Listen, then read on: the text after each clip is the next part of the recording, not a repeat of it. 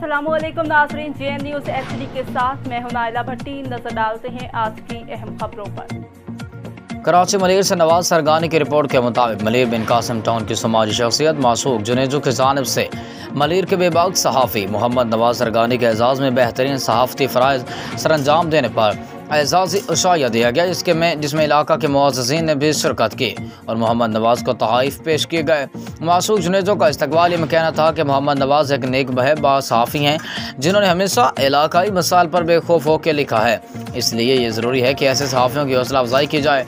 जबकि बेहतरीन सहाफ़ती फ़राइज़ सर अंजाम देने वाले मोहम्मद नवाज सरगानी का अपने ख़यालात में कहना था कि अगर हर शख्स मासूक जुनेजो की तरह सहाफ़ियों की हौसला अफजाई करे तो वो दिन दूर न होगा कि सहाफ़ी मुआशरे में अपने हिस्से का बिला खौफ किरदार अदा करेंगे।